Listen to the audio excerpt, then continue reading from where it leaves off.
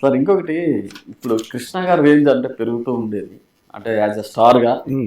నందమూరి తారక రామారావు గారు ఏదైతే కృష్ణ గారు ఈ అల్లూరి సీతారామరాజు తీసినప్పుడు ఆ మూవీ ఆయన అప్రిషియేట్ చేశారని ఒక టాక్ ఉంది సార్. అప్పుడు ఎలా ఉండేది సార్ వీళ్ళిద్దరి మధ్య సంబంధాలు?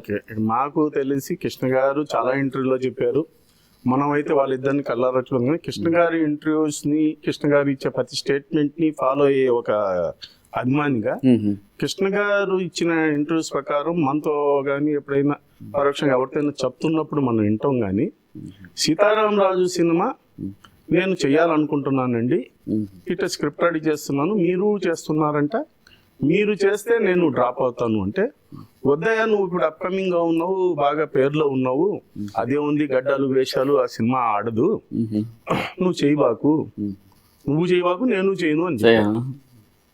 అదేంటండి మీరు చేయకపోవటం అనేది ఉందా, నేను చేస్తున్నాను మీరు చేయబాకు అంటే బాగుండదు, కానీ నువ్వు చేయబాకు నేను చేయను అనేది అది ఎంతవరకు సభలో వచ్చాం. తర్వాత యాక్చువల్ గా అప్పుడు సీతారామరాజు స్టార్ట్ చేసేటప్పుడు ఒక స్క్రిప్ట్ మన మహారథి గారు వీళ్ళంతా బాగా గెటప్ ఒక ఇది వేసుకున్నారు.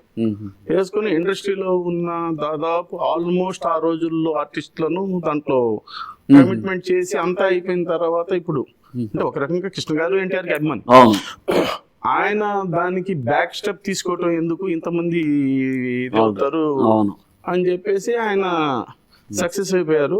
విచిత్రం ఏంటంటే ఆయన జీవితంలో అది ఒక మలుపురాయి. ఈ రోజుకి కృష్ణరాజు సీతారామరాజు లాంటి పాత్ర చేయలేదని చిరంజీవి లాంటి ప్రముఖ నటులు చెప్పిన స్టేజ్ మీద చెప్పిన రోజులు ఉన్నాయి. So that is Krishna. Success is నీ గ్లాస్ పవర్ ఉంది. ఒక స్టూడియో అధినేతగా, ఒక హీరోగా, ఒక దర్శకుడుగా, ఒక రాజకీయ నాయకుడుగా అన్ని రకాల అనుభవాలు ఉన్నాయి ఆయనకు. అన్నిటికి మించిన అనుభవం మంచితనం, మానవత్వం.